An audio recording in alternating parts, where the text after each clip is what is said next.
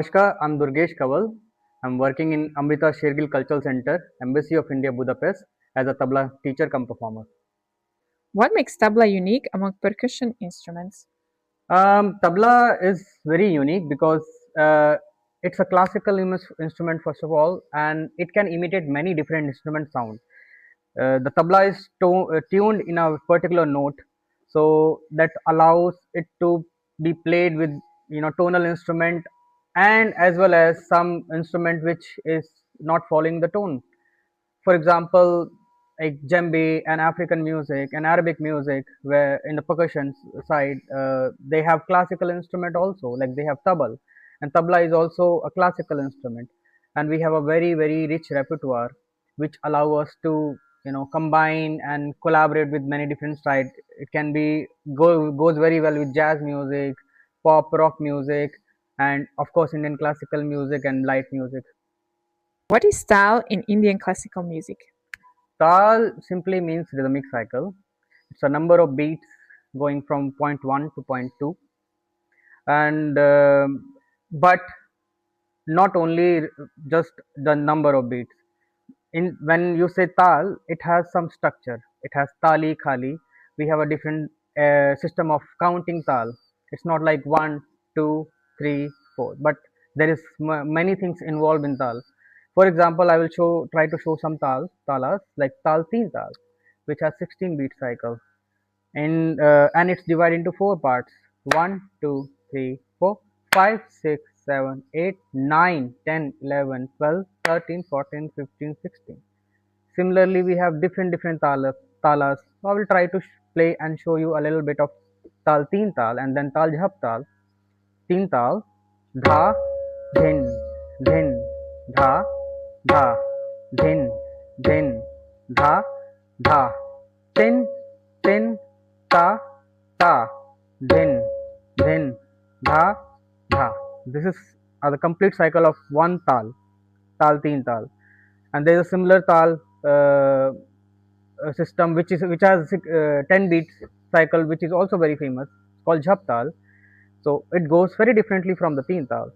Dhi na, dhi, dhi na, ti na, dhi, dhi na. So in the sense, every tal has its own character, own rhythmic cycle, how the tal is dividing. This is how we frame a tal system, and all the compositions uh, uh, when tabla player is presenting is depends on the tal he is showing in the beginning. Styles of tabla playing: Delhi, Punjab, Farrukhabad, Lucknow, Banaras, and Ajrada. Okay, and this gharana has different style of some little things are unique. For example, if you go to Delhi gharana, Delhi style playing, they play one composition dha te te.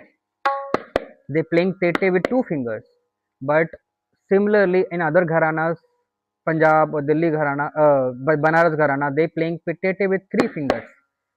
Okay, and if you look at the Ajrada gharana, they have very unique style of playing. They play on the edge, which is very unique, which making their gharana very unique. For example, one composition in Ajrada gharana, so they're using edge. And in Banaras gharana, they have a because they play with mood, a lot of mood. So the bass left hand work is too much in this. For example, one kaida is digdina.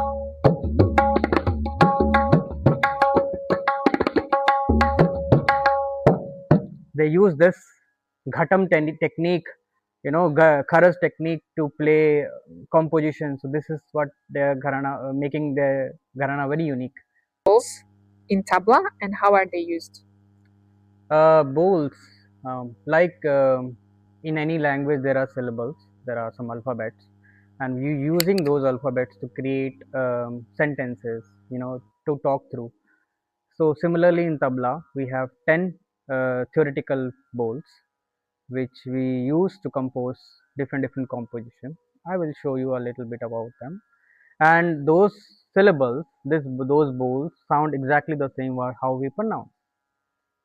So na, tin, tit, ghe, kat, dha, dhin. So all these are syllables which we combines together to make composition. Next question would be, how can young learners begin their journey in Indian classical music? I think first you need to they need to start listening to Indian classical music. They need to feel it, because music is all about feeling and sound. Okay, if you can connect through it, if you can enjoy it, definitely it will escalate your learning. It will give you pleasure, and it will give you happiness.